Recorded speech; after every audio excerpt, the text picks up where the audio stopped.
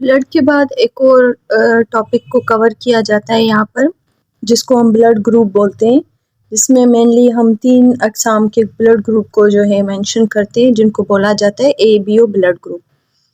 अब यहाँ पर देखा जाए तो मैंने एक चार्ट को शो करवाया है। यहाँ पर देखिए, यहाँ पर हमारे पास ब्लड ग्रुप जो डिस्कस किए जाते हैं वो है सबसे पहले blood group A, B, AB और O। और यहाँ पर अगर देखें तो हमारे पास पहला है रेड ब्लड सेल, सेकंड है एंटीजीन्स ऑन RBCs, थर्ड लिखा हुआ है कि एंटीबॉडीज इन सीरम के अंदर।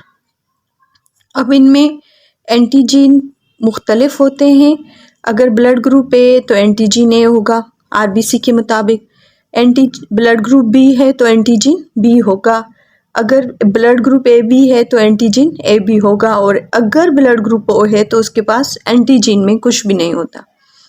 नेक्स्ट अगर देखें कि सीरम के अंदर एंटीबॉडी किस तरीके से मौजूद है, तो ब्लड में ब्लड के सीरम के अंदर एंटीबॉडीज़ जो मौजूद होती हैं वो हमेशा हमारे पास एंटीजीन A के अपोजिट में मौजूद होगी। अगर एंटीजीन A है तो एंटीबॉडी B, एंटीजीन B है तो एंटीबॉडी A होगा। अगर एंटीजीन में A और B दोनों मौजूद हैं तो यहाँ पर अगेन कुछ भी नहीं होगा, नील होगा या नन होगा। यहाँ पर देखें कि एंटीजीन कुछ भी नहीं है, खाली पड़ा हुआ है, तो इस वजह से यहाँ पर एंटीबॉडी A भी हो सकता है, एंटीबॉडी B भी हो सकती है। अब एक तरीक़ेकार तो ये है, ठीक है, कि हम ब्लड ग्रुप के लिए एंटीजीन एंटीबॉडी को किस तरीके से आइडेंटिफाई करें। एक मेरे पास दूसरी बुक मौजूद है जिसमें से मैं आपको दोबारा से एक चार्ट शेयर कर रही हूँ। ये देखिए, हमारे पास ब्लड ग्रुप के लिहाज से ह्यूमन ब्लड ग्रुप के अंदर हमारे पास टाइप्स ऑफ एंटीजीन्स वही हैं जो पीछे हम पढ़ के आए। एंटीबॉडीज़ जो हमारे ब्लड की प्लाज्मा के अंदर मौजूद होते हैं वही लिखे हुए हैं जो पीछे डिस्कस हुआ है।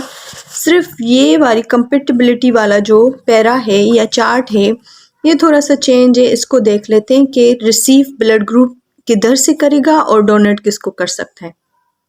अब सबसे पहले अगर देखें एंटीजीन A है तो हमेशा वो रिसीव A से भी करेगा, O से भी करेगा, लेकिन वो डोनेट करता है हमेशा A को भी और AB को भी, क्योंकि AB के अंदर एंटीजीन दोनों पाए जाते हैं, एंटीबॉडी में वो कुछ भी नहीं उसके अंदर। ये रहा एंटीबॉडी वाला AB का पैरा, ठीक है। B के लिए अगर देखें तो B ब्लड ग्रुप जो है हमारे पास वो हमेशा B वाला B से रिसीव भी करेगा और O से भी रिसीव करेगा, और देने के टाइम वो सिर्फ डोनेट करता है B और AB को। AB को अगर देखें तो AB जो है वो रिसीव कर लेता है A से भी, B से भी, AB से भी, O से भी, और फिर वो अगर डोनेट करने के लिए आएगा तो सिर्फ किसको दे रहा है, AB को ही दे रहा है। O के लिए यहाँ पर देखें कि O जो है हमेशा रिसीव खुद से करेगा, O से ही, बाकी डोनेट करने के लिए ये खुद जो है A को भी दे सकता है, डोनेट कर सकता है B को भी, AB को भी और O को भी। दूसरा, अगर हम देखें कि ब्लड ग्रुप पॉजिटिव है या नेगेटिव है तो उसके लिए भी ये पैराग्राफ नेक्स्ट पैराग्राफ है जो हेल्प कर रहा है हमारी समझने के लिए कि अगर ब्लड ग्रुप हमारे पास पॉजिटिव है तो वो एंटीजीन उसके पास क्या है, एंटीजीन के हिसाब से वो एंटीजीन भी उसके अंदर मौजूद होती है, एंटीबॉडी उसके अंदर अगेंस्ट में मौजूद नहीं होती, नन लिखा हुआ है। अगर ब्लड ग्रुप नेगेटिव है तो उसके पास एंटीजीन एब्सेंट होती है, एंटीबॉडी प्रेजेंट होती है जो कि उसके अगेंस्ट में है, पॉजिटिव दिखाई गई है, ठीक है। तो ये यहाँ पर 2 पैराग्राफ अगेन दिखा रहे हैं कि ये पॉजिटिव कहाँ से रिसीव कर सकता है और डोनेट किसको कर सकता है। तो ये फिर हमें हेल्प आउट करेगा समझने में कि पॉजिटिव और नेगेटिव ब्लड कहाँ से रिसीव और कहाँ पर डोनेट किया जाता है।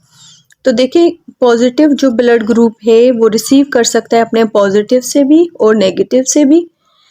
नेगेटिव ब्लड ग्रुप जो है वो रिसीव करेगा हमेशा नेगेटिव से, लेकिन अगर पॉजिटिव डोनेट करेगा तो वो देगा किसको, जस्ट पॉजिटिव को देगा, और अगर नेगेटिव डोनेट कर रहा है तो वो नेगेटिव को भी डोनेट कर सकता है और पॉजिटिव को भी। अगेन ये एंटीजीन एंटीबॉडी के तरीक़ेकार से एक दूसरे के लिए ईजी रहेंगे, तभी ये डोनेट इस तरीक़ेकार से हो रहे हैं, ठीक है। यहाँ पर आकर ये RH फैक्टर जो as a factor positive negative charge के लिए यूज़ होता है, और AB ब्लड ग्रुप भी यहाँ पर वो समझा गया है मुख्तलिफ चार्ट्स की मदद से। बाकी हमारे पास जो है और नेगेटिव जो है ऐसा ब्लड ग्रुप है जो चारों ग्रुप को डोनेट कर सकता है। यूनिवर्सल डोनर के तौर पर। बाकी ब्लड ग्रुप जो ए बी होता है वो यूनिवर्सल एक्स रेसिपेंट है, वो रिसीव कर लेता है सबसे, जो पीछे वाले हम लोग चार्ट के अंदर देख कर आए। Thank you.